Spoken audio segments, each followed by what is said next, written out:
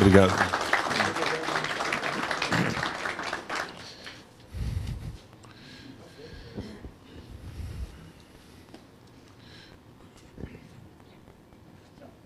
Ah, tá.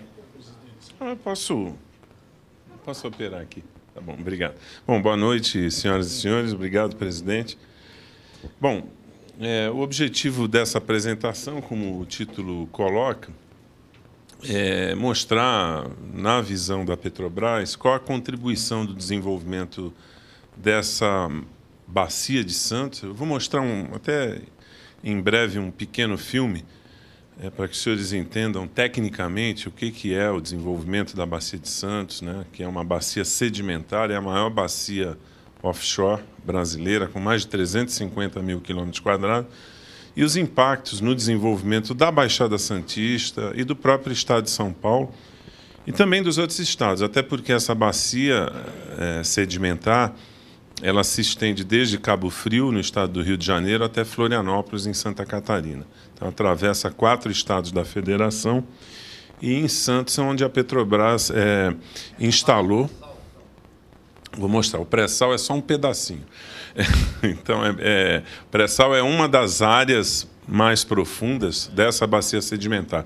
O filme vai ser bem ilustrativo para entender o que é esse tal do pré-sal, né, que todo mundo hoje comenta, né, e todo mundo entende um pouco, o que é bom, né, o que eu acho que é bom, né.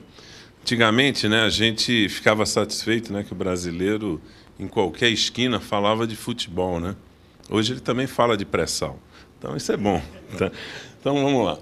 Bom, primeiro, antes de mostrar esse pequeno filme, só para mostrar que a Petrobras é uma empresa que, em 5 anos, no Brasil e em mais 29 países onde ela atua atualmente, ela está investindo 224 bilhões de dólares em 5 anos. Esse é o plano de investimentos da Petrobras. Aquela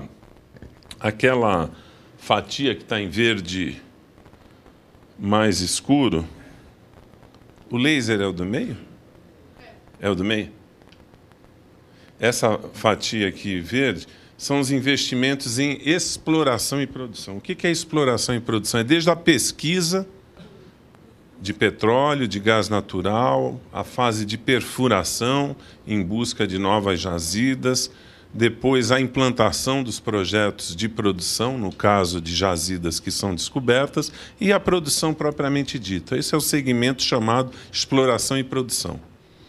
Então, a maior parte dos investimentos é para explorar e produzir petróleo e gás.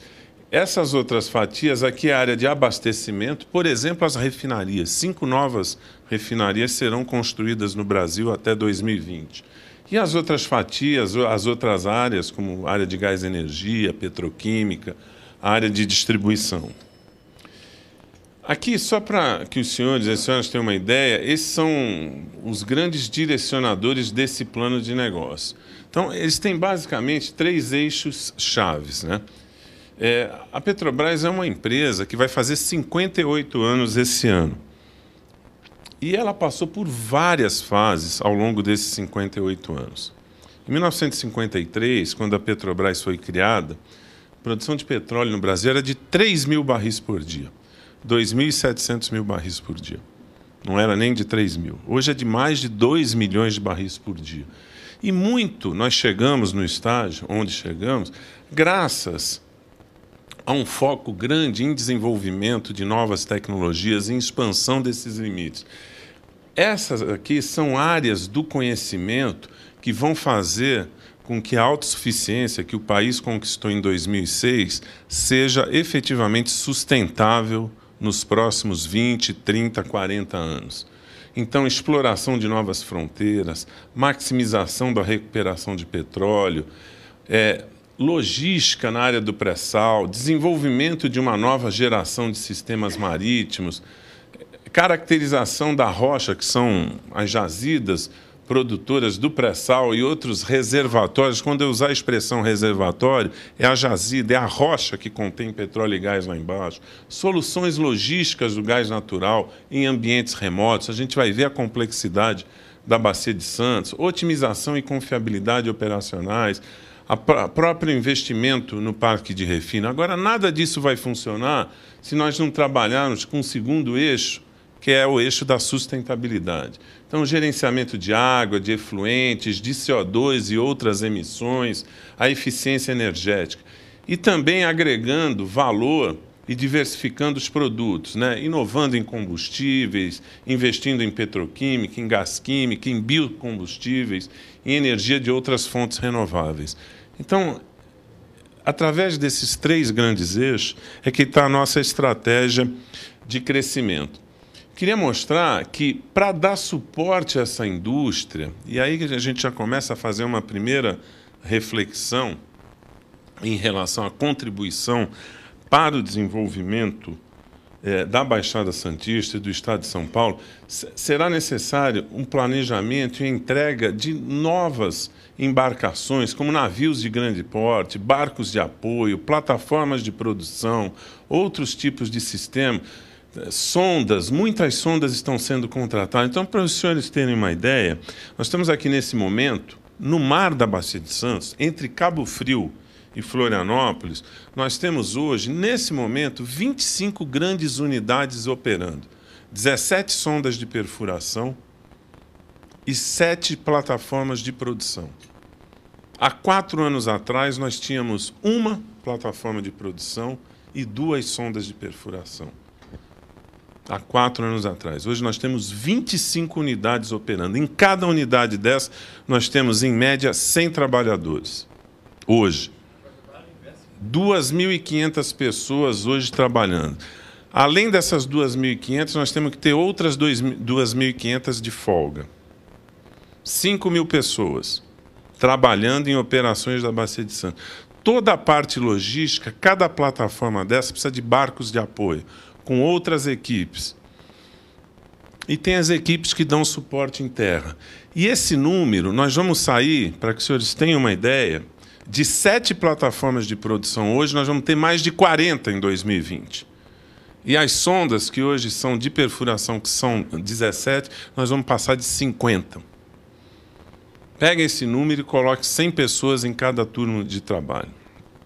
Então, uma primeira reflexão de toda essa atividade. Agora, imaginem a logística para levar materiais, equipamentos, pessoas, alimentos a 300 quilômetros da costa, que é onde está o pré-sal. Então, vamos tentar entender o que é esse pré-sal, tá? Então, para a gente entender, eu vou colocar um filme que mostra um pouco desse conceito. Deixa eu ver onde está o filme aqui.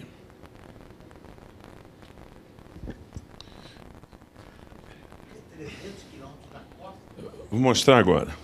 Liga para mim o filme. Então, vamos assistir esse filme para a gente ter uma noção do que eu estou falando. Para aí, depois eu vou entrar realmente na contribuição para o desenvolvimento da Baixada Santista. Está com som?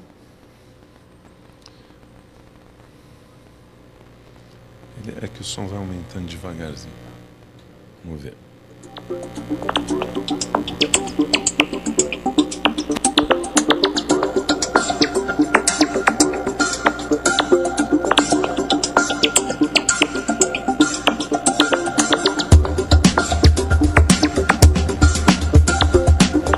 Formada há mais de 130 milhões de anos após o início da separação de América do Sul e África, a Bacia de Santos é a maior bacia sedimentar marítima brasileira. Com mais de 352 mil quilômetros quadrados, estende-se de Cabo Frio, no estado do Rio de Janeiro, a Florianópolis, no estado de Santa Catarina. É uma típica bacia sedimentar de margem atlântica, apresentando, porém, uma evolução geológica diferente das bacias de Campos e Pelotas, respectivamente a norte e sul de Santos. Na região de águas profundas, ocorre o desenvolvimento de reservatórios carbonáticos abaixo de uma camada de sal com até 2 quilômetros de espessura, caracterizando uma das maiores províncias de petróleo do mundo. No contexto de águas mais rasas, identifica-se uma ampla gama de reservatórios arenosos e carbonáticos, principalmente acima da camada de sal, com acumulações de óleo leve, óleo pesado e gás não associado. Os primeiros trabalhos exploratórios tiveram início nos anos 70, mas foi na primeira década do novo milênio que a região ganhou importância como uma das principais províncias petrolíferas do Brasil. A partir de 2001, a Petrobras alterou sua estratégia de prospecção, até então concentrada na Bacia de Campos, responsável pela maior parte da produção nacional de petróleo, para também intensificar a pesquisa de novas jazidas nas bacias do Espírito Santo e de Santos. Esse esforço reverteu na primeira grande descoberta na Bacia de Santos, o Campo de Mexilhão, que teve comercialidade declarada em 2003. Localizado a aproximadamente 160 quilômetros da costa de Caraguatatuba, em São Paulo, é o maior campo de gás não associado do país, com volumes recuperáveis estimados em 68 bilhões de metros cúbicos de gás natural. Nessa época, a região possuía apenas 2 campos em produção: Coral, em operação desde 2002 no estado do Paraná, e Merluza, desde 1993, no estado de São Paulo. Os bons resultados de Mexilhão incentivaram a companhia a expandir suas atividades em outros polos da bacia. Em 2005, outros 2 campos tiveram sua comercialidade declarada: Uruguá e Tambaú, localizados na costa do estado do Rio de Janeiro e portadores de reservatórios de óleo leve e gás natural. Diante do desafio de estabelecer a melhor estratégia para desenvolver essa grande bacia sedimentar, a Petrobras decidiu em 2005 criar nova unidade de exploração e produção. No final do mesmo ano, a diretoria de EIP reuniu um grupo de gerentes e técnicos de toda a companhia com a incumbência de estudar subsídios para sua organização. O resultado do trabalho incluiu um plano diretor, com um detalhamento da potencialidade da bacia e seus gargalos tecnológicos, bem como recursos físicos e humanos necessários para o seu desenvolvimento. Dessa forma, em 5 de janeiro de 2006 foi criada a Unidade de Exploração e Produção da Bacia de Santos, com o anúncio 6 dias depois da instalação da unidade na cidade de Santos, no litoral paulista. O novo plano diretor já indicava um potencial de produção diária de cerca de 900 mil barris de petróleo e de 55 milhões de metros cúbicos de gás natural.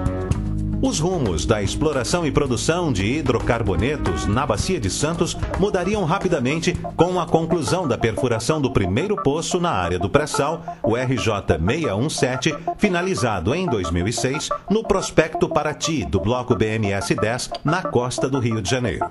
Desde então, uma série de descobertas no pré-sal colocou o Brasil em posição de destaque. A área de Tupi, anunciada em novembro de 2007, com volumes recuperáveis estimados entre 5 e 8 bilhões de barris de óleo de ótima qualidade, é uma das maiores do mercado mundial de petróleo das últimas décadas. Junto a outras ocorridas no mesmo polo, possibilitará ao país quase dobrar suas reservas provadas atuais de hidrocarbonetos. O plano estratégico da Petrobras tem como meta produzir diariamente 1 milhão de barris de petróleo no pré-sal da Bacia de Santos em 2017, chegando a 1 milhão e 800 mil barris 3 anos depois, o equivalente a toda a produção média brasileira de petróleo de 2008. Em 2009, os primeiros projetos totalmente implantados pela nova unidade de exploração e produção começaram a operar. O primeiro concluído foi no campo de Lagosta, com produção diária de seu único poço de 1,5 milhão de metros cúbicos de gás natural, iniciada em abril do mesmo ano.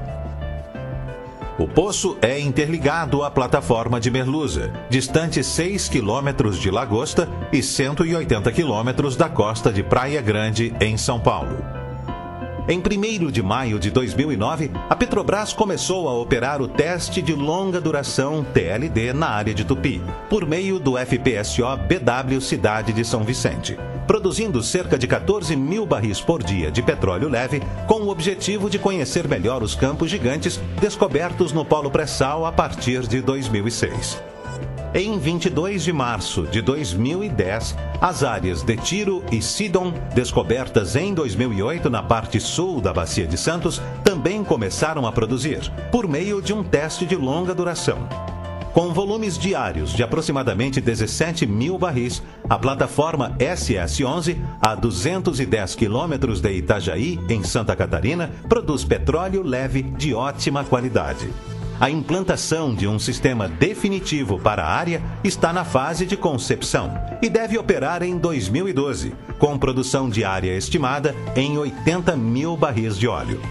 Para a melhor distribuição da responsabilidade pelas operações de exploração e produção da Bacia de Santos, foi criada, em julho de 2010, a Unidade de Exploração e Produção do Sul.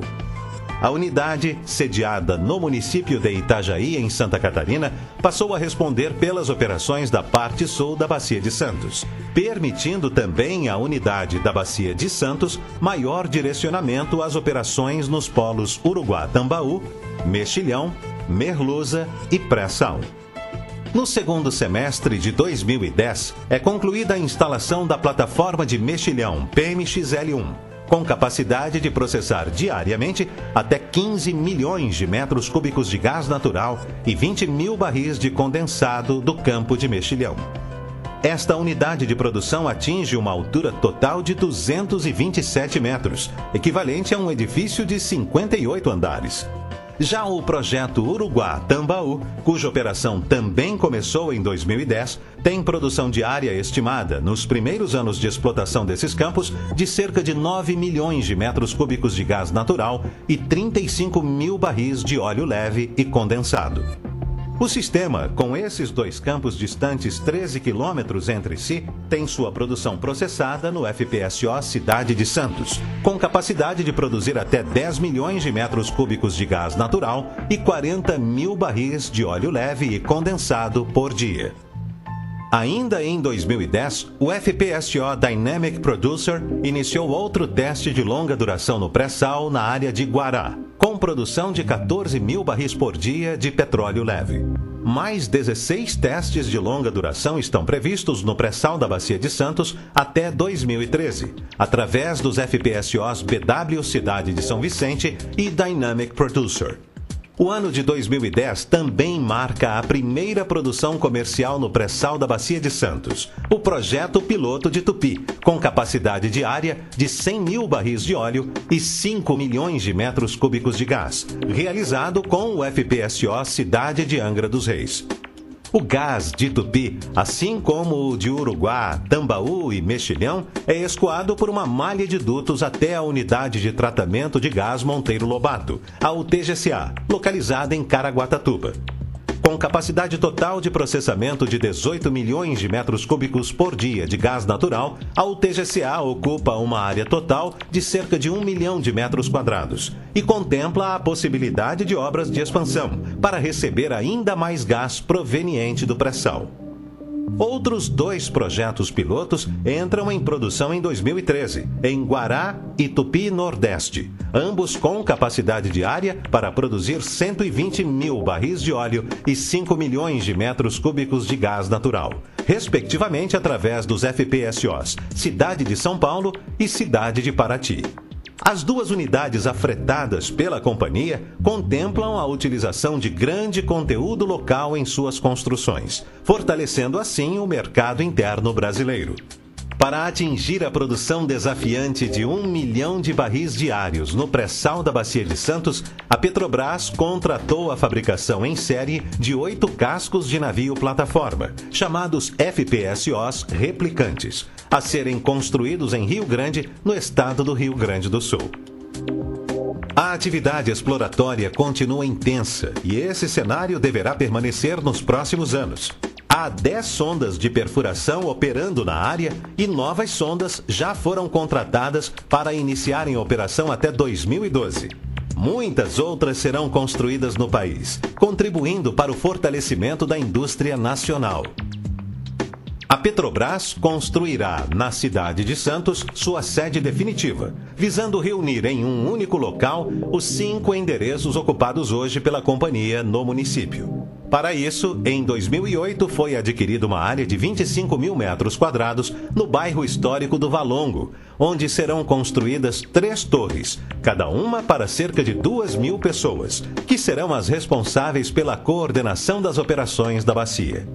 Com a construção da sede, além de outros projetos em andamento na região, o bairro passará por um profundo processo de revitalização. A futura sede da Unidade de Exploração e Produção da Bacia de Santos, primeiro prédio com certificação verde da cidade, prevê em seu projeto o uso inteligente de recursos naturais, com iniciativas modernas e alinhadas à postura da companhia, de atuar de forma ambientalmente responsável. O sucesso dos projetos de exploração e produção da Petrobras não depende somente de navios e equipamentos de petróleo, mas também de processos. Por isso, será implantado um grande projeto para atender a esta premissa, o GIOP, Gerenciamento Integrado de Operações, com o qual será possível realizar as operações de forma integrada, com qualidade e segurança operacional. O primeiro a operar neste conceito inovador na Bacia de Santos é o Piloto de Tupi, desde 2010. Desde 2009, o Centro de Estudos de Geologia da UOBS é responsável pelo gerenciamento do acervo de rochas e pela caracterização petrofísica, sedimentológica e estratigráfica dos campos produtores da Bacia de Santos.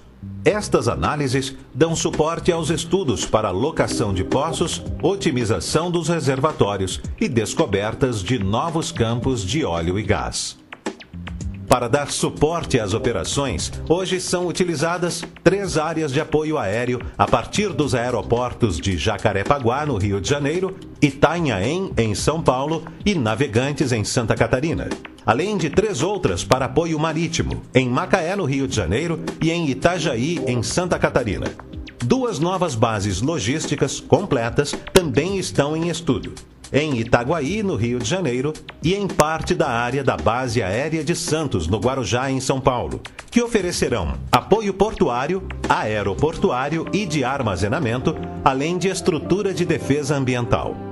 Todos esses projetos contribuirão para colocar a Bacia de Santos em posição de destaque no mercado produtor de petróleo e gás natural, e o Brasil como um dos mais importantes produtores mundiais de hidrocarbonetos. Petrobras, o desafio é a nossa energia.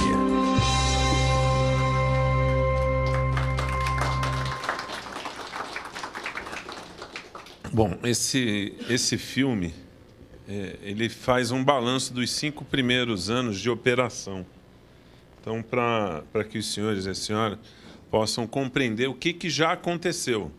Porque muitas pessoas, às vezes a gente cruza na rua, vem cá, quando é que vai começar a operação, né? Que quando a gente constrói uma refinaria, a gente vê a cerca da refinaria. Quem vai a Caraguatatuba vê lá uma área de 1 milhão de metros quadrados já operando. Mas aqui no filme fala que tem 10 sondas de perfuração, né? Mas já são 17. O filme foi feito no segundo semestre de 2010. Então realmente isso é o que tudo aconteceu nessa extensa área, né? Principalmente nessa área aqui mais central, né? Então aqui é a área do pré-sal da Bacia de Santos, né? Aqui está Caraguatatuba, onde já está operando essa unidade de tratamento de gás, Monteiro Lobato. Caraguatatuba é aqui, né? Não, peraí. Aqui, né? Ilhabela está aqui, né? Isso, estão aqui. Então, toda essa bacia hoje tem grandes operações. Agora, uma coisa importante para ressaltar é que, no curto prazo, se a gente pegar aquele nível de investimentos, né, aquela fatia, 224 bilhões, a área de exploração e produção, essa soma aqui, 100 e poucos bilhões de dólares, no curto prazo, a maior parte dos investimentos ainda são de projetos do que nós chamamos do pós-sal. Quando a gente fala pós-sal, são jazidas localizadas acima daquela camada de sal. Quando a gente fala pré-sal, é abaixo da camada de sal. Então, no curto prazo, os grandes investimentos ainda são em jazidas descobertas antes dessa era do pré-sal.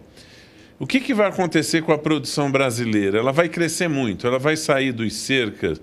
Esse azul escuro aqui embaixo é a produção de petróleo. Essa faixinha aqui, meio bege, meio marrom, sei lá, laranja, amarela, né?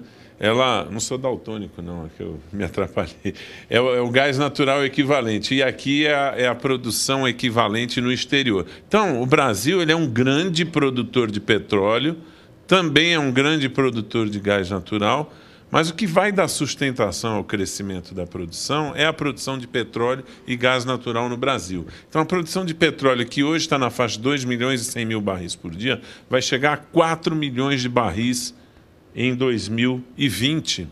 Ou seja, ela vai dobrar em 10 anos. Para que vocês tenham uma ideia, o país levou 45 anos para produzir, em média, no país, 1 milhão de barris. A Petrobras foi criada em 53, em 1998, ou seja, 45 anos depois, foi que a produção brasileira atingiu 1 milhão de barris. O início daquele gráfico mostra que em 2002, 5 anos depois, ela já atingiu 1,5 milhão de barris. Esse gráfico mostra que agora ela já chegou a 2 milhões de barris e está projetando chegar a 4, que é essa faixa azul, 3.950, em 2020. Esse pontilhado aqui mostra a parcela da Petrobras nas jazidas, nos campos dessa província chamada pré-sal. 1 milhão e 100 mil barris. Mas se eu somar a parcela dos parceiros, que a Petrobras ela é a operadora, mas nós temos parceiros, empresas como Repsol, empresas como Shell, empresas como British Gas, são parceiros da Petrobras, vai chegar a 1 milhão e 800 mil barris por dia. Mais do que a Bacia de Campos produz hoje, após 34 anos de operação.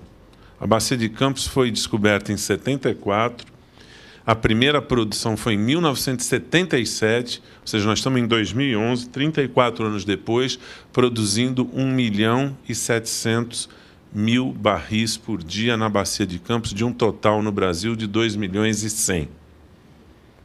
E chega de gás em Cabiúnas, no Rio de Janeiro, cerca de 16 milhões de metros cúbicos por dia. Para os senhores terem uma ideia, o consumo brasileiro está em torno de 50 milhões. A Bacia de Campos coloca em terra hoje 16 milhões. Só em Caraguatatuba nós já temos instalada capacidade para processar 18 milhões de metros cúbicos por dia. E vamos ampliar para 20 até 2013. Nós importamos gás da Bolívia ainda. A capacidade do gasoduto Bolívia-Brasil é de 30 milhões. E hoje, no estado de São Paulo, nós já temos capacidade instalada para escoar gás do mar para a terra. Lá em Caraguatatuba, mais Cubatão, onde a gente recebe merluza e lagosta. Foi mostrado tudo isso no filme, 22 milhões de metros cúbicos por dia. Isso foi feito em 5 anos. Nos últimos 5 anos. E agora vem a era do pré-sal.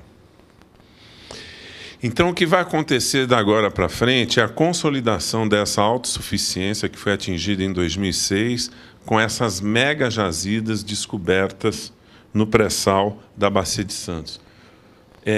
Esse gráfico mostra que as reservas brasileiras vão mais do que dobrar nos próximos anos. As reservas brasileiras, que eram da faixa de 14 bilhões de barris de óleo equivalente, vão chegar entre 30 a 35 bilhões, considerando todas essas descobertas do pré-sal sendo incorporadas. O que é bom, né? Porque uma coisa é você dobrar a produção, outra coisa é você dobrar a produção sem aumentar as reservas, tá? Então, isso dá uma sustentabilidade para a produção de petróleo no longo prazo. Bom, então agora a gente entra, acho que no tema principal da apresentação, qual é a contribuição desse desenvolvimento da Bacia de Santos para a Baixada Santista, para o Estado de São Paulo, para o nosso país. Bom, primeiro, nós temos grandes demandas para a engenharia brasileira. Demandas que eu poderia traduzir não como desafios, aqui está como desafios, mas são desafios, né? Com grandes direcionadores em termos de tecnologia, em termos de projetos de engenharia. Primeiro, para a gente chegar lá, às vezes a gente fica perguntando, puxa vida, como é que você vai conseguir sair de uma produção de 2 para 4 milhões de barris por dia em 10 anos. Se levou 45 para produzir 1 milhão. Agora, a gente precisa lembrar que a história do petróleo e gás no país começou com campos terrestres. Então, no início, era aquela produção de 3 mil barris por dia. Aí, nos anos 60, se acreditou que nós tínhamos petróleo no mar. Então, houve investimentos para buscar petróleo no mar. Se descobriu o campo de Guaricema, em 1968, no litoral de Sergipe, depois a Bacia de Campos, em 1974. Começaram a ser realizados os primeiros investimentos na Bacia de Santos, ainda nos anos 70, como o filme mostrou. Depois vieram os anos 80, lembrando, anos 70, o mundo passou por 2 grandes crises do petróleo, 73, 79, investimento no pró-álcool. Aí vieram os investimentos em águas profundas, grandes descobertas na Bacia de Campos, já em águas profundas, 1984, o campo de Albacora, 1985, o campo de Marlim. Houve toda uma sequência, investimentos em novas tecnologias, a capacitação para águas primeiros chamadas profundas de 1.000 metros, depois de 2.000 metros de lâmina d'água, e hoje se chegou a 3.000 metros. Agora, mesmo assim, com toda essa capacitação, é possível sair de 2 milhões para 4 milhões de barris em 10 anos? É, mas tem que ter uma estratégia muito clara. Primeiro, simplificação, padronização, redução da complexidade dos projetos, usar soluções mais padronizadas. Não sei se os senhores viram no filme, lá em Rio Grande, no Rio Grande do Sul, estão sendo construídos 8 sistemas de produção exatamente iguais, chamados FPSOs replicantes. Esse é um grande processo de simplificação, de padronização. É importante também investir em competitividade, em sustentabilidade e também no conteúdo nacional para contribuir para a consolidação do Brasil como um polo fornecedor de bens e serviços de engenharia com padrões internacionais de competitividade. Então, essa é a forma, essa é a estratégia que está definida para o desenvolvimento dessa extensa bacia sedimentar brasileira, com mais de 350 mil quilômetros quadrados, atravessando 4 estados da federação e também com grandes instalações em terra para dar suporte a essas operações. Isso aqui é uma reprodução de como é uma jazida produtora do pré-sal. São rochas carbonáticas, deu para ver isso no filme, como se fosse um calcário. O petróleo lá embaixo, ou ele está em reservatório, em rocha tipo areia de praia, ou então esse tipo de rocha, que é a rocha carbonática, que tem um grande potencial de produção. Nós podemos ter poços no pré-sal da Bacia de Santos que venham a produzir até 50 mil barris por dia. Hoje nós estamos produzindo um poço no pré-sal, produzindo poço RJS 660, produzindo mais de 25 mil barris por dia. Para vocês terem uma ideia, todo o estado da Bahia, com mais de 3 mil poços, produz 50 mil barris por dia. O estado do Rio Grande do Norte, com mais de 4 mil poços em terra, produz 60 mil barris por dia. E nós vamos ter poço produzindo 20, 30, 40, 50 mil barris por dia. Poços de altíssima produtividade. Isso aqui é o que nós chamamos de reservatório, é a jazida, Isso aqui é uma simulação, de um livro, ou seja, são áreas importantes do conhecimento, com uma caracterização desses reservatórios. Todo o arranjo submarino, deu para ver no filme, a complexidade da ligação dos poços, as plataformas. Imagine a integridade desses sistemas de produção a 300 quilômetros da costa, pensando em corrosão, pensando em materiais especiais, possibilidade de produção de CO2, escoar gás a essas longas distâncias. Ou seja, isso demanda pessoas. Pessoas que estão vindo morar aqui ou que já moram aqui, que estão se capacitando no estado de São Paulo, no estado do Rio de Janeiro. Ou seja, isso demanda muitos empregos. Cada grande obra daquela, por exemplo, implantar uma unidade como em Caraguatatuba, nós chegamos a ter 3 mil trabalhadores trabalhando na obra de Caraguatatuba, no pico da obra. A construção do gasoduto que ligou que liga Caraguatatuba a Taubaté, um gasoduto de quase 100 quilômetros, tem um túnel 5 quilômetros por baixo da Serra do Mar, demandou mais 2.000 empregos. A plataforma de Mexilhão, que vocês viram, né, do fundo do mar até o último módulo, equivalente a um prédio de 58 andares, ela foi construída no Rio de Janeiro, no estaleiro Mauá, mais 2.300 empregos. Então, é isso que a gente precisa destacar e nós precisamos nos preparar. Há grandes oportunidades para a indústria naval, como a construção de unidades no Brasil. Então, nós vimos o exemplo do estaleiro Rio Grande, né? Projeto e construção de casco, construção de vários módulos de produção, a integração do casco com as plantas que vão em cima, construir sondas de perfuração, 28 novas sondas vão ser construídas no Brasil, os barcos de apoio, toda a manutenção e inspeção dessa frota. Há um grande cenário também de conteúdo nacional para as novas plataformas de produção, que vai gerar uma grande competição por recursos na indústria naval, grande demanda por plataformas no curto prazo e com um aumento significativo da capacidade de construção em estaleiros brasileiros. Então, o Estado de São Paulo não tem ainda um estaleiro para plataformas. O Rio de Janeiro já está cheio de estaleiro. Rio Grande, no Rio Grande do Sul, Pernambuco está com estaleiro.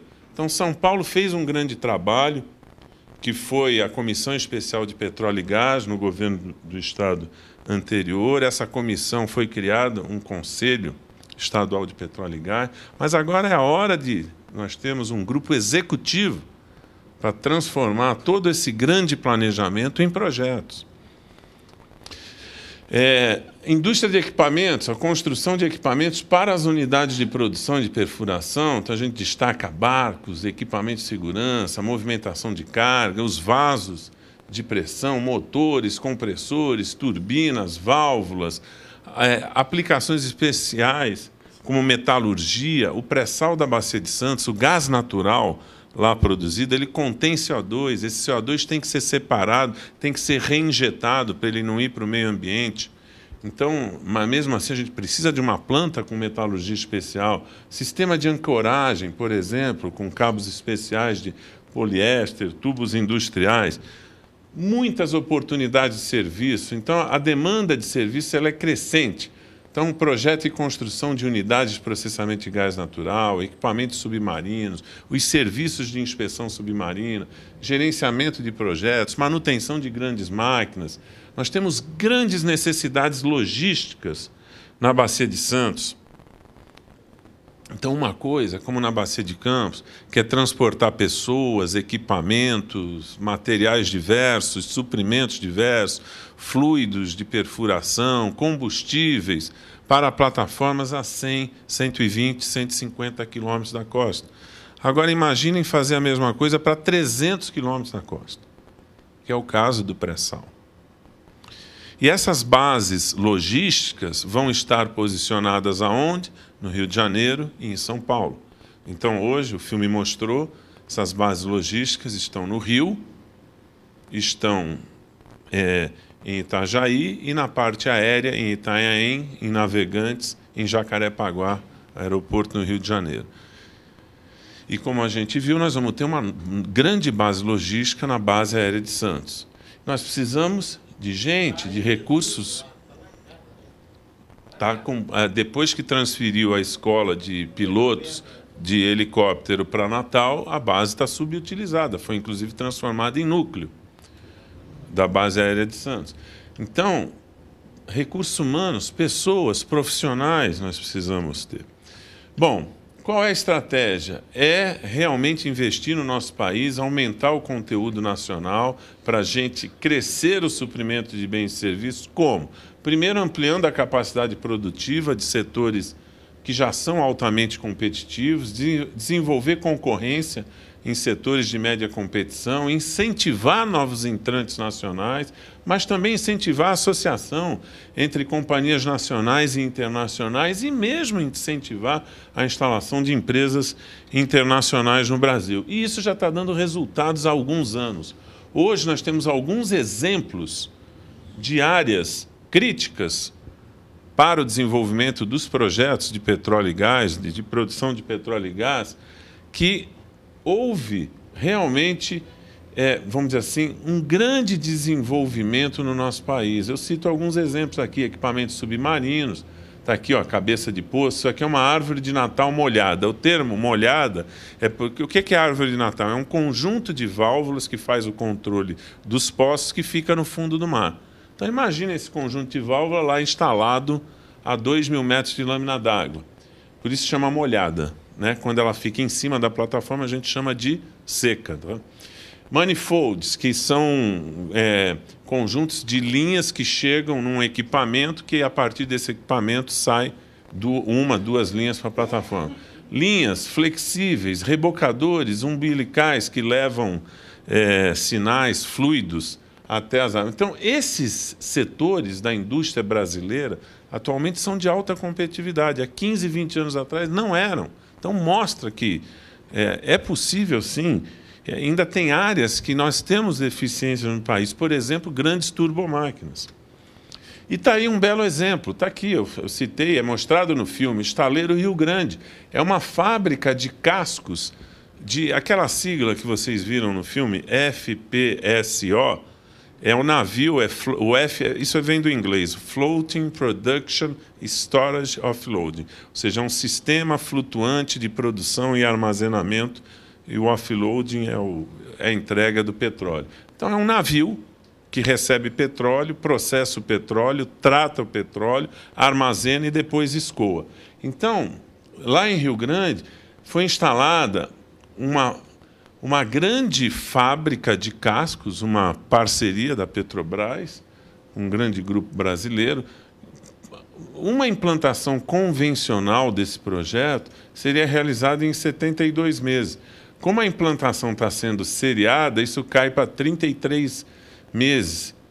Isso dá 54,1% de redução no tempo de implantação dos projetos, permitindo a aceleração da produção.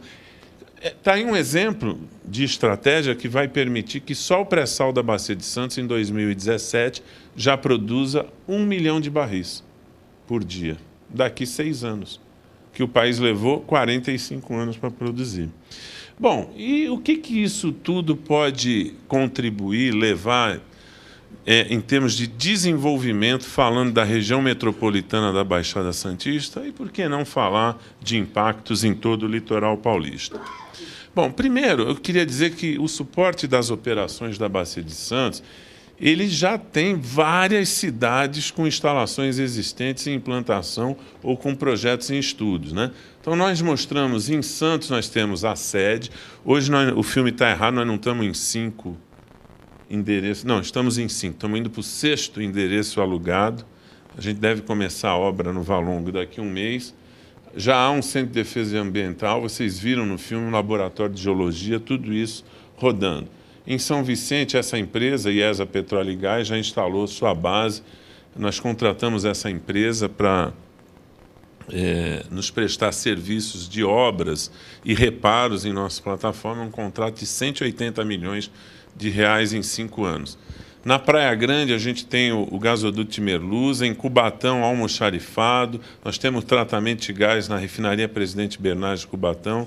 Em Guarulhos, há também um outro centro de defesa ambiental, uma unidade de reabilitação de fauna. Em Itanhaém, já operamos no aeroporto de Itanhaém, já com 4 aeronaves. Temos uma parceria com o DAESP, inclusive ampliando as instalações do aeroporto. Em Guarujá, a base logística, já estamos na fase de sondagem, de estudo de impacto ambiental, de topografia do terreno. Em São Sebastião, a gente utiliza o porto, tem o terminal de São Sebastião, o TEBAR, onde 900 mil barris por dia chegam em terra. Em Caraguatatuba, a unidade de tratamento de gás está em comissionamento. Eu diria que ela já está em operação desde o dia 10 de abril. E em São José dos Campos, na Revap, na refinaria do Vale do Paraíba, o líquido produzido na unidade de tratamento de gás Monteiro Lobato, em Caraguatatuba, ele vai para a refinaria da Revap. Bom, isso já foi mostrado, né? Então, a gente já está pronto para iniciar essa obra. Então, a primeira fase do projeto contempla a infraestrutura para 3 torres e já preparado para construir as 2 torres seguintes. Nós já fizemos uma modificação, na realidade o filme fala em 2.000 pessoas por torre, mas na primeira nós vamos colocar 2.200, utilizando uma nova forma de alinhamento das estações de trabalho, e a previsão é que o primeiro prédio esteja concluído no final de 2013, começando a obra agora, tá? O segundo prédio a gente deve antecipar, a previsão era 2015, mas nós vamos trabalhar para antecipar o segundo prédio. E o terceiro é que fica aí previsto aí para a segunda metade da década, tá? Bom, isso aí já foi mostrado no filme, e queria destacar que aquelas torres, elas de fato não são prédios de escritórios. Então, isso também foi mostrado no filme, né? Esse GIOP, Gerenciamento Integrado de Operações, é uma grande central de operações de toda a Bacia de Santos. Então, nós temos aqui agora, nesse momento, essas 25 unidades operando, né? A gente tem 17 sondas de perfuração, 7... são 18, né? 7 plataformas de produção, e nós temos um grupo que fica em terra dando todo o suporte operacional para essas pessoas que estão lá a 300 quilômetros da costa.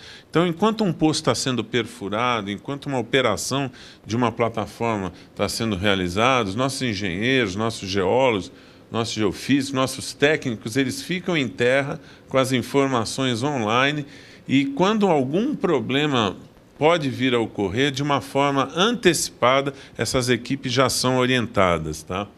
Então, nós temos já na Conselheiro Nébias, em Santos, 159, essa operação de suporte 24 horas por dia. E lá no Valongo, onde nós vamos ter as 3 torres, nós vamos ter também operações, ou seja, nós vamos ter vida naquelas instalações 24 horas por dia. Lógico que não vão ser as 2.000 pessoas por prédio que vão trabalhar 24 horas por dia, mas em torno de 500 pessoas vão trabalhar direto lá, sábado, domingo, feriado, carnaval, a mesma coisa que ocorre numa plataforma, numa refinaria. Então, nós vamos ter também, e toda essa parte de gerenciamento dos campos, né, a parte de manutenção e inspeção, ela é orientada a partir de terra, toda a parte de logística, de armazenamento, isso aqui chama Centro de Controle de Operações, tudo isso é feito. Parte de perfuração de poços, essa sigla é Centro de Suporte à Decisão, vai estar sendo feito com essas orientações de terra. Bom, aí eu queria mostrar agora, na visão da Petrobras, quais são as ações estratégicas para as áreas onde a companhia está se instalando. Então, primeiro no bairro do Valongo. O que a gente tem colocado, Santos é uma ilha, né? Santos São Vicente, uma ilha de 39 quilômetros quadrados. Eu vinha conversando com o Ferreira no carro, né? Santos está ficando, né? Os imóveis cada vez mais caros, né? A gente, né? Valorizar, né? Vocês gostam de usar esse termo, né? Valorizar. Nós precisamos criar condições para que as pessoas, vamos dizer assim, os profissionais de melhor qualificação possam morar em Santos, mas também possam morar em outras regiões e acessar essa ilha. Então, chegar lá no bairro do Valongo, eu não sei se daqui 5 anos vai ser muito fácil, né? Daqui a pouco vai ter rodízio em Santos. Então, algumas ações... Fica bem na entrada de Santos, chegando em Santos do lado esquerdo, onde tem a igreja famosa do Valongo, onde vai ser construído o Museu Pelé, e já tem... É uma região que está passando por um grande processo de revitalização, e lá a Petrobras escolheu, até pela facilidade de acesso ao mar, porque nossos empregados que vão estar na sede, para embarcar na base aérea de Santos, basta pegar uma lancha, em 10 minutos está pegando o helicóptero, para ir a alguma plataforma. Então, estrategicamente, a Petrobras escolheu essa área para facilitar.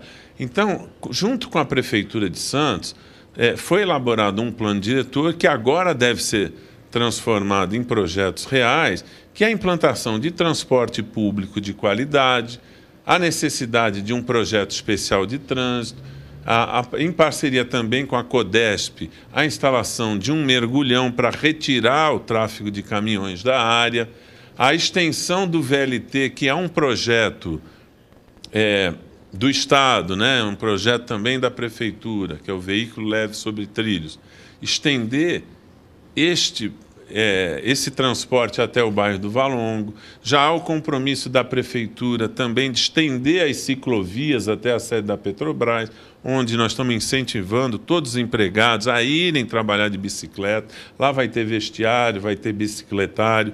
Outro projeto também que está sendo avaliado é a implantação de um terminal, né, que vai ser implantado, perdão, para deslocamento até a base aérea de Santos, ou seja, nossos empregados não vão precisar nem utilizar a ponte, a futura ponte, né, Santos-Guarujá, nem tampouco o ferry boat. Então, nós vamos ter um transporte especial para a base aérea de Santos, mas é importante também que haja um transporte marítimo, né, para que as pessoas de classe média possam morar também em outras cidades, né? Então, atender pessoas residentes em Cubatão, em Bertioga, em Guarujá, em São Vicente, ou seja, além do VLT, não tem cabimento não ter transporte marítimo de qualidade. Hoje já tem, mas a gente considera que o transporte marítimo hoje disponibilizado, por exemplo, entre Vicente de Carvalho, no Guarujá, até Santos, pode ser melhorado e estender para outras cidades. A implantação de delegacias da Polícia Militar, da Polícia Civil e a parte de serviços no entorno. E aqui eu coloco um ponto para a reflexão dos senhores, né? Quando a gente fala desse projeto, nós estamos falando de 6 mil pessoas que vão trabalhar aí. Mas no entorno, nós vamos ter muito mais do que 6 mil. Porque no entorno nós vamos ter as empresas que vão prestar serviço à Petrobras. Então, por isso que a gente coloca que a necessidade de criar condições para o desenvolvimento de serviços nesse entorno, como hotéis, médicos, dentistas, centros empresariais, comerciais, lazer, cultura, academias, né? Então, recentemente, né, Ferreira, teve um empreendimento que já vendeu tudo, né? A 300 metros da Petrobras, um empreendimento comercial, e foi tudo vendido, não foi? Tudo vendido, e agora já estão falando, vai sair um shopping, que vai ser o maior shopping da Baixada Santista, na entrada de Santos. Isso, ou seja, nas proximidades, ou seja, a gente acreditar nesse bairro, que foi um bairro que foi se deteriorando. Há 30 anos atrás, pessoas residiam no Valongo, há 30 anos atrás, e agora nós temos uma grande oportunidade para essa área.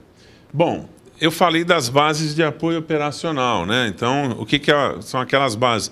Para helicóptero e também os barcos. Então, as melhorias no aeroporto de Itaém já estão ocorrendo, como eu disse. O estudo, em conjunto com a Aeronáutica e também com a Prefeitura do Guarujá, para viabilizar a operação da base logística definitiva, lá na base aérea de Santos, como o senhor disse, está subutilizado. Então, lá vai ter porto, vai ter aeroporto, vai ter armazenamento, centro de defesa ambiental, laboratórios, em parte do terreno da base aérea. A Prefeitura do Guarujá já está organizando uma espécie de condomínio para empresas numa área de 4 milhões de metros quadrados, do lado esquerdo da... eu só me lembro o nome antigo, Piaçaguera, Guarujá. Eu só me lembro esse nome. Tem um Cônego, né? Isso, do lado esquerdo. E a base aérea vai ser acessada através de uma via exclusiva para que não haja nenhum impacto com a comunidade de Vicente Carvalho. Caraguatatuba, por exemplo, a implantação de um transporte rápido, marítimo ou aéreo, para as pessoas entre Santos e Caraguatatuba. Hoje, um profissional nosso, para se deslocar até Caraguatatuba, nós já temos heliponto em Caraguatatuba, então já é possível, através de helicóptero, em 20, 30 minutos, ir da base aérea de Santos até Caraguatatuba. Mas a ideia também é pensar num transporte marítimo rápido, né? Então, há um plano diretor também em andamento pela Prefeitura de Caraguatatuba para a instalação de empresas em Caraguatatuba, e que vai permitir, inclusive, um transporte marítimo de carga. O próprio Senai vai implantar uma escola lá em Caraguatatuba. Bom, e para finalizar, estou dando alguns exemplos, queria mostrar que na parte de infraestrutura, de treinamento, pesquisa, desenvolvimento, o PROMIP, que é o Programa de Mobilização da Indústria Nacional de Petróleo e Gás, tem ações que são muito importantes para que a gente crie mais empregos no estado de São Paulo. Então, como eu mencionei, a implantação de estaleiros no estado de São Paulo para a construção e manutenção de plataformas e embarcações. Essa é uma ação importante que deverá ser viabilizada. O nosso centro de pesquisas, que fica no Rio de Janeiro, vai implantar também um braço em Santos, em articulação com a Fundação da Tecnologia e do Conhecimento. A implantação de novos laboratórios em Santos e também de uma sonda escola do Senai, ou seja, para que profissionais que façam curso técnico e vão trabalhar nessas plataformas de perfuração, eles já sejam treinados numa sonda escola em terra. Bom, então, tem, no Rio tem, e nós vamos trazer uma para Santos a partir desse ano, tá? Bom, senhores, a minha ideia era essa, eu estou aberto a perguntas, né? A ideia era dar uma ideia do que está acontecendo, eu agradeço aí a atenção de vocês. Obrigado.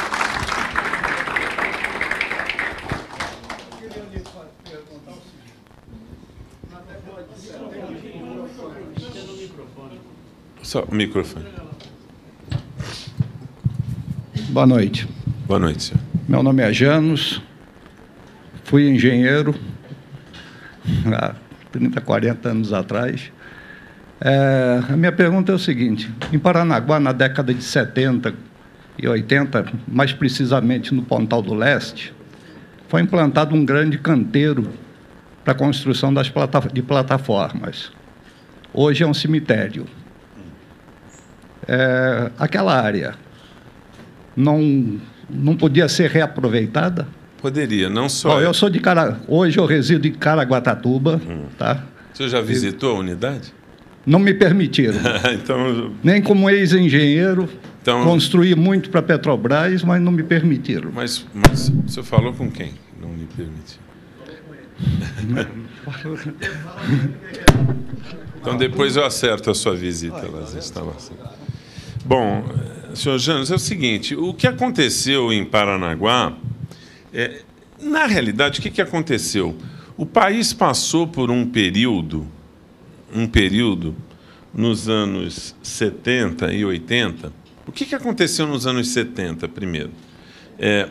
Os primeiros investimentos na bacia de Campos começaram naquela época, o senhor sabe bem. Então, a descoberta da bacia em 74...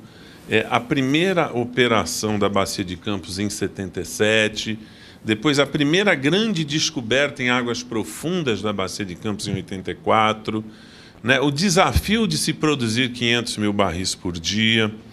Então, naquela época, a companhia ela teve que concentrar suas ações no rápido crescimento da produção de petróleo brasileiro. Em 1983, o país produzia 300 mil barris por dia e o mercado brasileiro já era de 1 milhão de barris. Então, houve uma estratégia nos anos 80, né? Alguns estaleiros foram instalados, mas entre 80 e 90, muitos projetos foram desenvolvidos fora do país. Tá? Então, realmente, o que aconteceu com a indústria naval brasileira foi uma falta de priorização por um grande período. Mas isso mudou radicalmente nos últimos 10 anos. Tá? Então, eu diria que os motivos por que ocorreu isso nessa área e em outras, né, fica até difícil de agora a gente justificar. Mas agora a gente está vivendo ao contrário. Nós estamos com dificuldades diárias com qualificação, né, em termos de espaço físico e também mão de obra para a gente implantar. Por isso que o PROMIMP, que é o Programa de Mobilização da Indústria Nacional de Petróleo e Gás, implantado desde 2003 no Brasil, e na Bacia de Santos, o fórum instalado a partir de 2006, ele é muito importante. Tá? Então é isso. E depois eu lhe prometo que o senhor vai conhecer a unidade em Caraguatatuba. Depois eu acerto com o senhor. Deixar meu carro. Eu quero aproveitar, né, que todos estão aí, porque estacionamento aqui em volta é muito difícil. Certo. E tem alguns que fecham muito cedo, então tem alguns colegas que têm que se retirar. Eu quero aproveitar que todos estão aqui e quero pedir para o Gilberto Iog, que é lá de Santos, por favor, Gilberto, e o Carlos Ferreira também, que é lá de Santos, para fazer a entrega de um certificado que registra a sua presença aqui no CRES, como uma forma de agradecer essa sua gentileza. Gostaria de pedir aos dois que fizessem a entrega, por gentileza. Isso, fica no... Aí.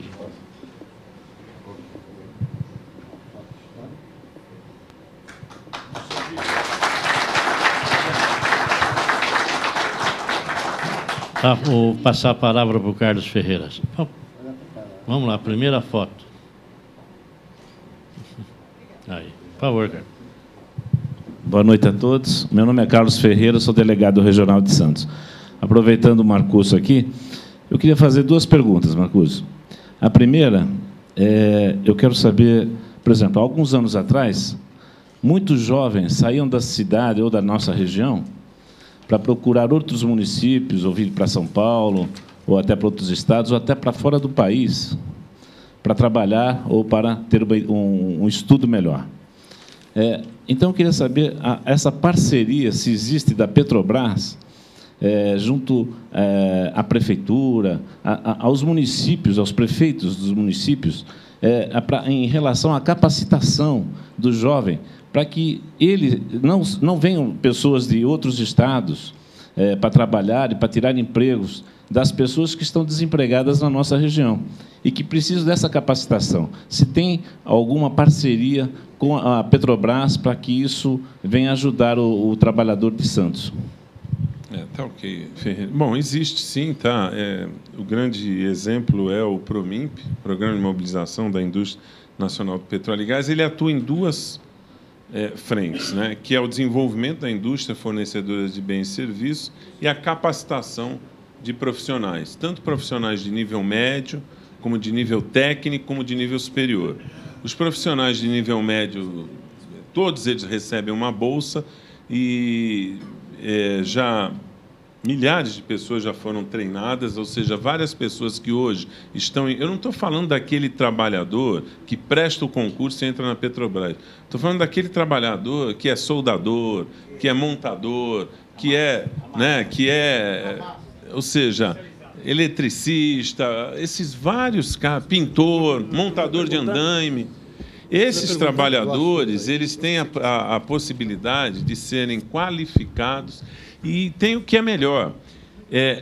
Os editais do PROMIMP, a gente já está indo para o 6º edital, permite que a gente só contrate um número de pessoas adequado às obras que virão e às manutenções de sistemas que virão. Mais de 80% das pessoas qualificadas estão empregadas. Tá? Então, eu acho que esse é um grande trabalho, que não é um trabalho da Petrobras, é um trabalho da indústria brasileira, do governo brasileiro, né? A Petrobras é apenas um indutor, né? Ela é a secretária, vamos dizer assim, executiva do PROMIMP, mas esse é um trabalho, eu acho que de toda a indústria brasileira. Tá? E em parceria com o Senai, em parceria com universidades brasileiras. Então, esse é um grande trabalho, sem dúvida. Ferreira, só um minutinho.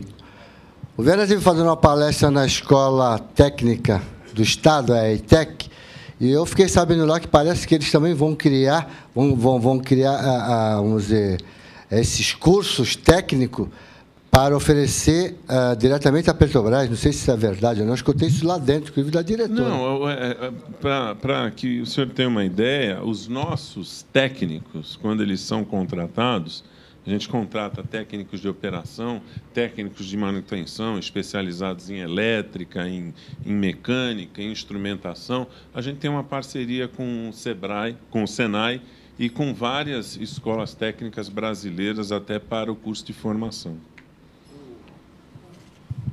Há algum planejamento da Petrobras? Por exemplo, os erros que aconteceram na Bacia de Campos, com a Bacia de Santos, por exemplo, Macaé, município de Macaé, que em relação à Baixada Santista, pode acontecer? Eu acho, Ferreira. Bom, essa pergunta é boa. Primeiro, que o que aconteceu em Macaé, eu não diria... Porque a gente nunca pode dizer que um lado está certo e o outro está errado, né? Assim como a Petrobras faz seu planejamento, as prefeituras também têm que fazer seu planejamento. Os estados também têm que fazer seu planejamento. Não pode só passar o tempo todo reclamando, né? Agora, é lógico, eu concordo com a sua observação que hoje nós temos melhores condições de utilizar essas lições aprendidas. Macaé era uma vila de pescadores nos anos... Não, e outra coisa, o desenvolvimento se deu muito concentrado numa região. Em Macaé nós temos prédios, nós temos oficinas, nós temos galpões de empresa, nós temos o porto, nós temos o aeroporto, a gente tem uma área que coleta todo o gás da bacia de Campos, tudo isso numa mesma região. Agora, aqui, acho que a sua pergunta foi muito bem colocada, foi feito um grande planejamento. Então, toda a parte de gás está em Caraguatatuba. Em Caraguatatuba, nós estamos dentro de uma área, utilizando 1 milhão de metros quadrados, numa área de 50 milhões de metros quadrados, que é a Fazenda Serra Mar.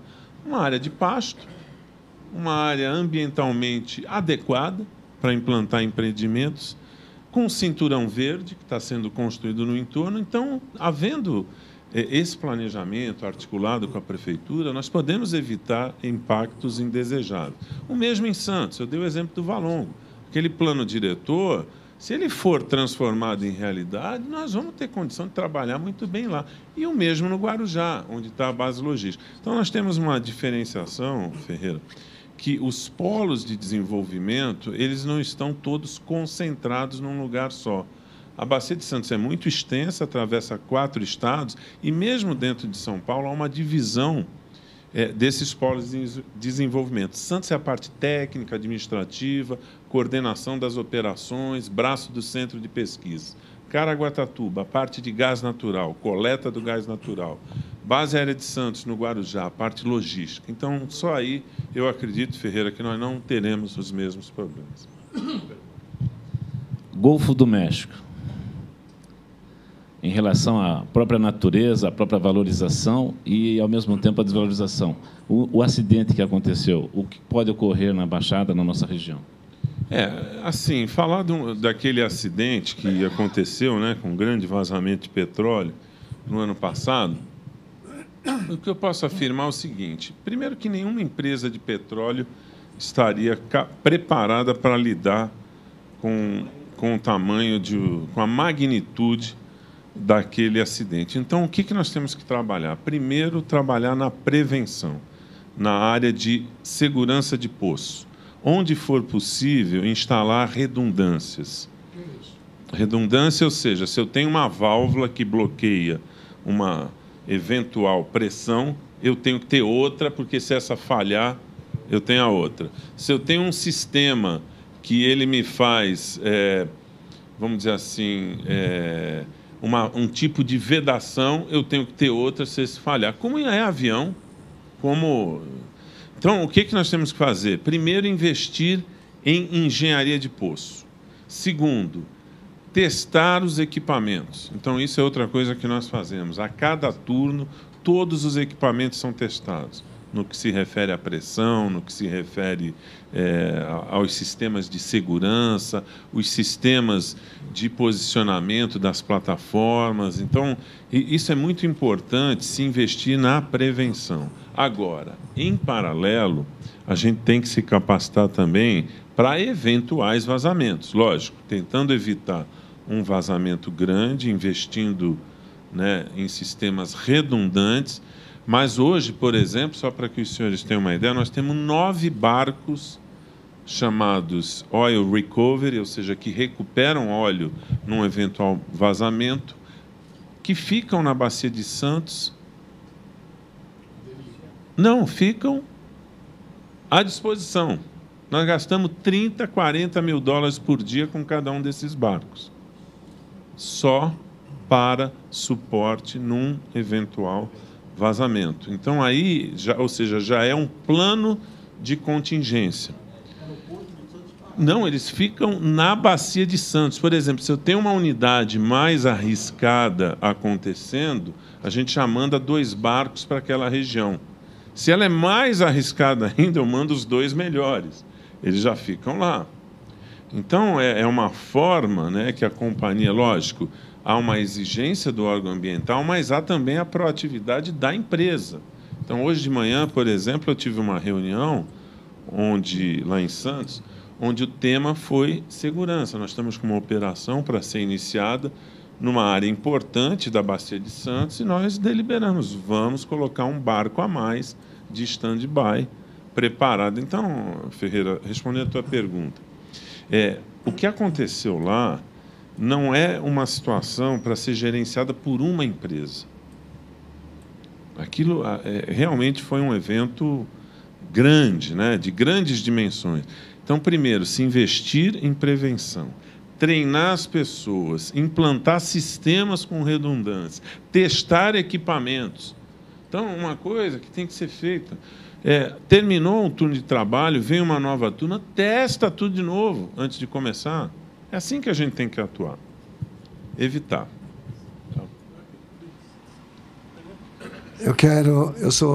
Meu nome é Luiz Augusto, sou delegado distrital de Pirituba, São Paulo. Eu tive prestando muita atenção na palestra. Vossa Excelência conseguiu nos transmitir de forma que pudéssemos entender. E a minha pergunta é o seguinte: considerando um eventual terremoto, né?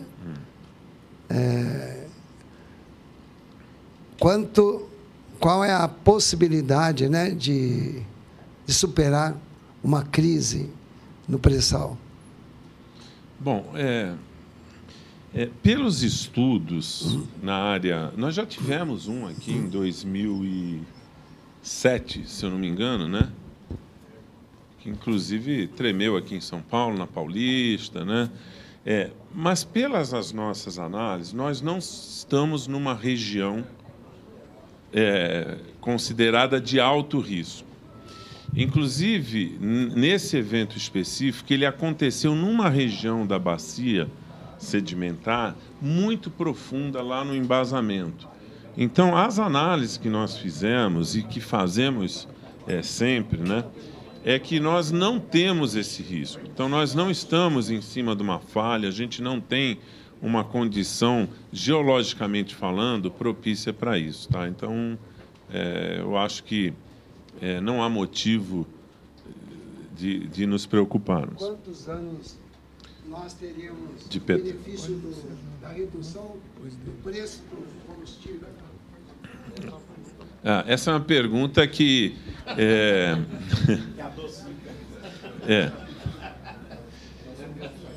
o senhor falou uma coisa importante.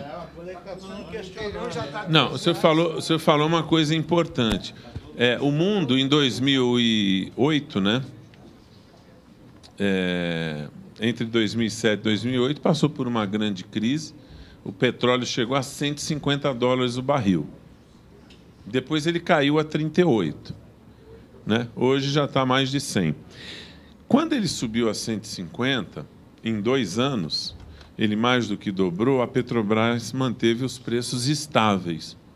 Vou falar, teve acho que 5% de aumento em 24 meses, quando o petróleo dobrou. A Petrobras, por ser uma empresa integrada, ou seja, ela atua na área de exploração e produção, atua no refino, né, na área de transporte e até na distribuição, com a maior distribuidora do país, que é a BR, ela não trabalha com uma visão de curto prazo. Porque, primeiro, que ela tem benefícios dessa integração. Segundo, que ela tem a maior parte do mercado brasileiro quando a gente fala da parte refino, apesar dela não ter a maior parte do mercado brasileiro de distribuição.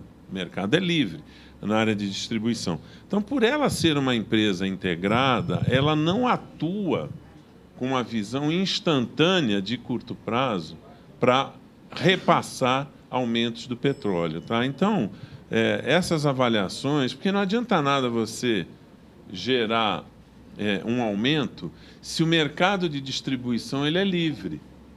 Então, pode ser importado direto gasolina, diesel, ou, a depender de uma outra condição de preço, ter uma outra exportação. Então, a Petrobras ela não tem como política essa análise assim de curto prazo para repassar. Então, dizer quanto tempo, isso eu não posso lhe responder, porque essa avaliação é feita pela nossa área de abastecimento. Tá?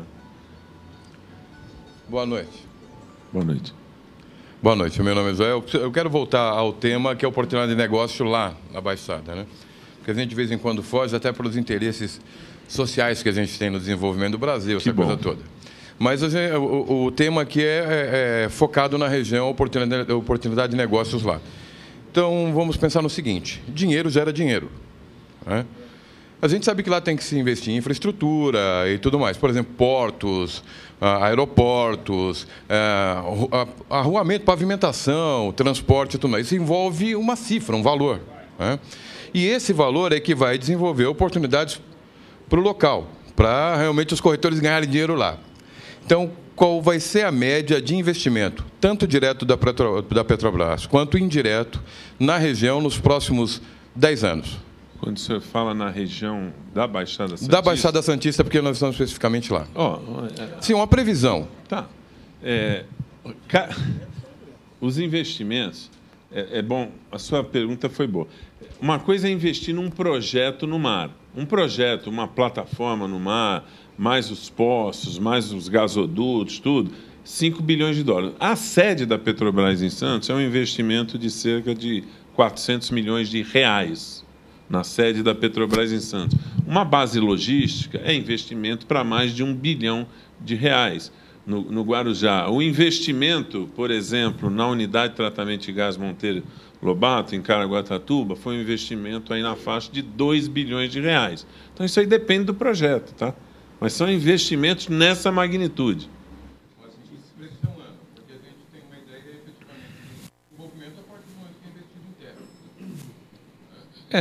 Por exemplo, esse projeto aí da sede, nós vamos investir agora, de 2011 até 2013, 14. Tá? Isso. Não, mas o mais importante não é o período do... O mais importante não é o período do investimento, é o período da operação pós-investimento. É pós-investimento. Porque depois, uma coisa é você, por exemplo, durante a obra, vai ter o quê? 1.000, 1.500 trabalhadores. Entre a obra, mais o entorno. Depois vão ter as pessoas que vão trabalhar. Que vão surgir. Vou aproveitar e comunicar para o Gilberto. Gilberto, eu acho que você é seu vizinho lá. Tá bom. Pois não. Não é isso, não. Aqui, ó. Você que pensa. 100% de esgoto. Você que pensa. Vamos ganhar hoje, hein? Vamos lá. Boa noite. Boa noite, eu sou o Jackson, delegado municipal de Bertioga. Dentro dessa previsão de projeção de produção de petróleo até 2020, existe aí o crescimento dos carros híbridos. Existe uma preocupação desse consumo dessa produção? Vai ter alguma interferência? Ou já está dentro dessa previsão, essa produção, e temos o consumo... Porque nós estamos falando de investimento, né? Criamos aí uma produção, mas não temos o consumo necessário. Será que lá na frente vai haver qualquer situação? Não, há uma tendência natural de mudança da matriz energética no médio e longo prazo. Nós estamos no mundo, isso não tem como não ocorrer. É lógico, nós temos uma condição especial, Jackson, porque nós estamos com reservas muito grandes, né? Então, nós temos também um grande programa de álcool no país. Então, o Brasil tem uma condição privilegiada. Agora, ao mesmo tempo, grandes empresas, isso que eu vou falar, grandes empresas estão investindo em biocombustíveis, em energias alternativas. Então, a Petrobras entrou firme em biocombustíveis, outras grandes empresas. Então, a hora é agora. E esse planejamento, até para que ele dê resultados no longo prazo, ele tem que ser feito agora. Então, é uma tendência, sim, de mudança, tá? Mas só lembrando, né, que o petróleo é cadeia de carbono e a coisa mais difícil de criar no mundo é cadeia de carbono. E o combustível não é o uso mais nobre do carbono.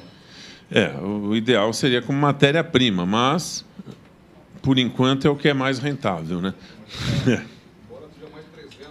Existem muitos discursos, né, algumas posições. Obviamente, né, quando a gente fala de meio ambiente, a gente tem que falar com muita responsabilidade. Isso a Petrobras ela não abre mão no pré-sal, ou seja, toda a produção de gás do pré-sal tem cerca de 12%, 15% de CO2. Então, nós estamos tratando essa produção, reinjetando essa produção para não ventilar esse CO2 para o meio ambiente. Então, está aí um exemplo. Boa noite. Boa noite, senhor. Nosso presidente está de parabéns. Cada palestra e cada palestrante melhor que o outro. Na sua opinião pessoal, com toda essa fortuna que vai ser gerado, com tudo isso, opinião pessoal, deve haver algum tipo de discussão dentro das reuniões que são feitas lá. Tem algum tipo de preocupação de acontecer com o Brasil o que aconteceu no Iraque, que não tinha nenhuma bomba, não tinha nada de arma química, os Estados Unidos simplesmente invadiu e destruiu o presidente lá. Qual a sua opinião pessoal? Bom, obviamente que o país tem que se preparar estrategicamente. Eu concordo com a sua observação, né? Tem pessoas, às vezes, que não dão muita atenção, né? Então, eu dou até um exemplo. O senhor falou da base aérea de Santos. Qual é hoje o projeto da aeronáutica para a base aérea de Santos? Nós assinamos um acordo em agosto do ano passado com o comando da aeronáutica. Esse acordo prevê a instalação da base logística, estou dando apenas um exemplo, um dos exemplos, tá? E, ao mesmo tempo, a Petrobras implantar contrapartidas para a volta da base aérea de Santos como uma base operacional. E a previsão, exemplo, que se instale lá uma base de desdobramento para apoio aéreo do pré-sal. Então, estou lhe dando um exemplo. Existe, sim. A própria Marinha Brasileira e o próprio Exército Brasileiro. A Petrobras assinou já vários acordos, né, com as Forças Armadas. Então, hoje, estrategicamente, eu posso lhe garantir que, no caso da aeronáutica e da Marinha, as preocupações são muito grandes. Tá? E está aí o exemplo da base aérea de Santos, onde o comando colocou que tem a intenção, através dessas contrapartidas, de operacionalizar uma base de desdobramento. Então, apenas um exemplo. Graças a Deus, né? Mas, sem dúvida. Boa noite. Meu nome é Santos, né, corretor. Eu queria uma informação referente a esse planejamento da rede do gasoduto, né, que até eu sou da região da Zona Leste, né? Até tem um terreno lá onde vai ser construído o estádio, né, do Corinthians, né? Então, um grande time, né? Tá. Então lá tem uma rede, né, uma passagem do gasoduto. Como que a Petrobras faz esse planejamento e esse especificamente o que ele liga? Quais os pontos que ele liga? Se você conhece? São dutos de combustíveis que tem por baixo desse terreno, né? Não é a minha área, mas eu sei porque outro dia eu estive... Você é corintiano? Não sou corintiano, não, sou santista. Você é Santos, né? Espero que torça para o Santos, tá? Então... E... Ainda bem que estamos num país democrático. Eu diria o seguinte, no caso desses dutos, a Petrobras, inclusive o nosso presidente esteve aqui, José Sérgio Gabrielli, reunido com o governador do Estado, agora no mês passado ou esse mês? Tem uns 15 dias, né?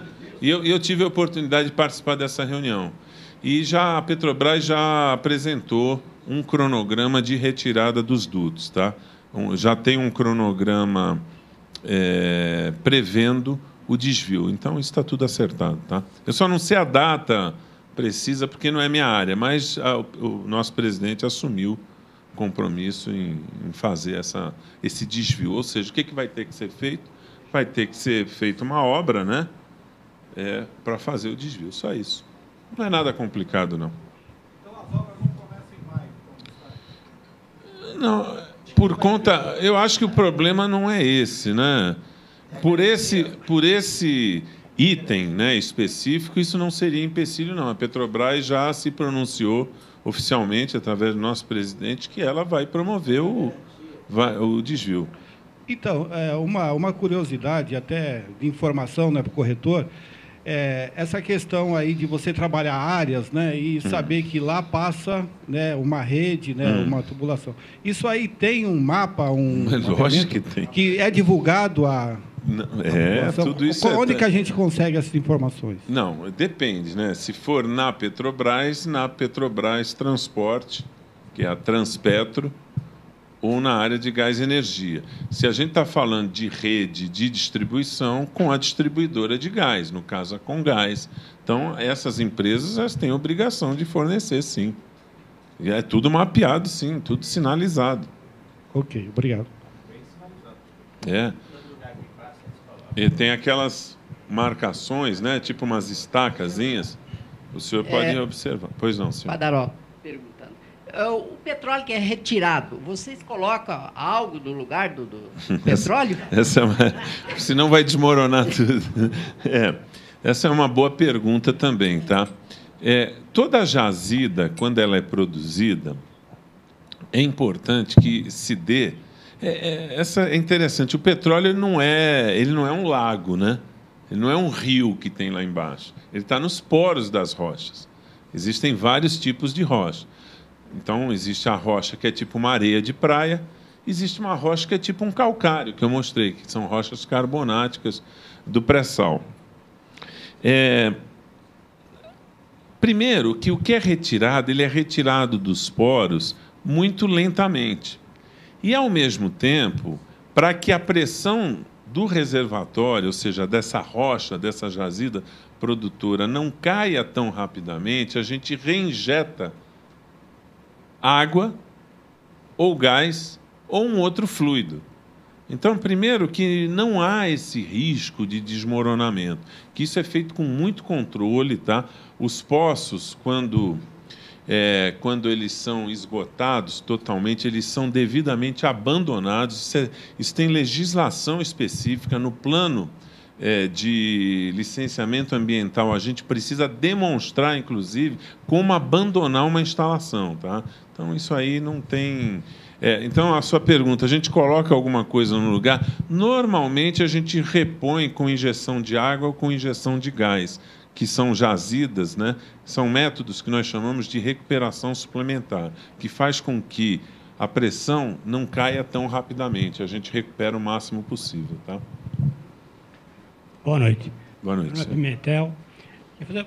A Petrobras, ela, lógico, ela se especializada em petróleo e biocombustível, gás, mas é uma matéria que terá um fim. Tem algum projeto para outras matérias, para outros combustíveis mais novos ou menos poluentes? Tem. Então, como eu mencionei, hoje todas as mega empresas de petróleo, elas estão investindo muito em energias alternativas, em biocombustíveis, né? No próprio álcool, né? Que é renovável. Então, hoje a Petrobras, na sua área de gás e energia, ela está investindo, sim, em outras fontes de energia. É muito importante. Eólica, nós já temos hoje poços e sistemas de produção que utilizam energia eólica, que utilizam energia solar. Então, nós já temos, sim. É lógico, na própria Petrobras, nós já temos no Rio Grande do Norte, o senhor, não sei se o senhor já viu em filmes aquele cavalinho, aquilo nada mais é que um sistema de bombeio alternativo. Então, tem um pistão, aquele cavalinho que chama cavalo de pau. Nós temos vários desses equipamentos que hoje já são movidos com energia solar, energia eólica. E o dinheiro para tudo isso aí? É isso que eu vou falar, Abedias. Dinheiro é com você e comigo. O dinheiro. Bom, primeiro que o segmento de petróleo e gás é um segmento bastante rentável, né? Ele é um segmento...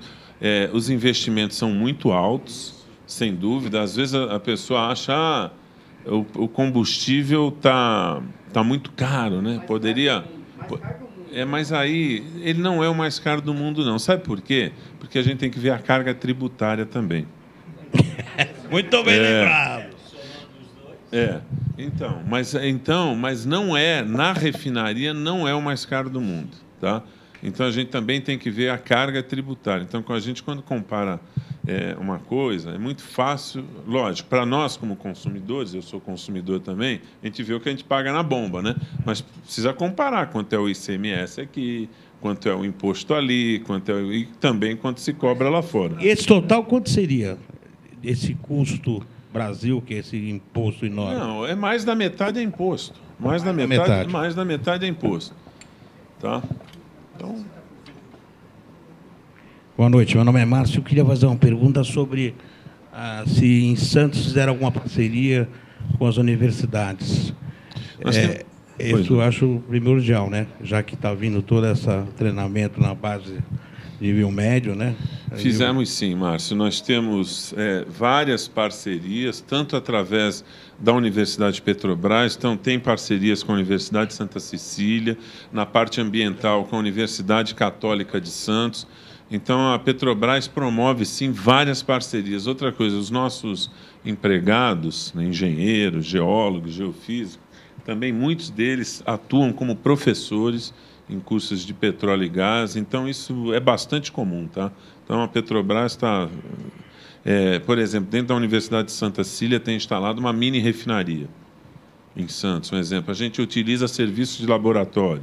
Com a Universidade Católica, a gente tem uma parceria na área ambiental. E assim vai, tem várias parcerias, sim. A segunda pergunta, não sei se você vai poder responder, desculpe essa liberdade, é com relação a esses últimos empréstimos que a Petrobras fez da China, né? Se esse dinheiro que está sendo emprestado é para esse projeto todo aí, esses 224 milhões de dólares. Então... E há um questionamento disso, né? Bom, primeiro que a Petrobras ela tem um plano de investimentos que tem um grande suporte financeiro. No ano passado, por exemplo, houve necessidade de uma captação, inclusive famosa. Eu, inclusive, trabalhei na parte operacional como engenheiro, né, nas reuniões com investidores aí em várias partes do mundo. Então, a Petrobras, hoje, ela tem um plano equilibrado. Então, ela calcula lá a sua alavancagem financeira e foi constatada a necessidade desses 60 bilhões de dólares de capitalização nesse processo famoso, né, chamado cessão onerosa. Não é um problema de caixa, é um problema para equacionar o plano de investimentos dela. Então, ela tem hoje uma situação bastante confortável em termos financeiros. Então, isso faz parte do planejamento de uma grande organização. Ela gera muito caixa, mas, mesmo assim, houve a necessidade de se captar 60 bilhões de dólares. Isso foi feito com um extremo sucesso. Isso significa alguma coisa para... Não, isso aí está dentro do planejamento financeiro da companhia. Não, a gente não pode ter preconceito, né? Então, de vez em quando a Petrobras é criticada porque o dinheiro é da Caixa Econômica Federal, porque é do BNDES, porque é do Banco do Brasil, porque é da China. A Petrobras é uma empresa que tem milhares de acionistas no mundo todo. Ela presta contas, né, dos seus fundamentos, das suas operações, dos seus investimentos, né? Então, eu recomendo que você compre a ação da Petrobras, que o preço está muito bom.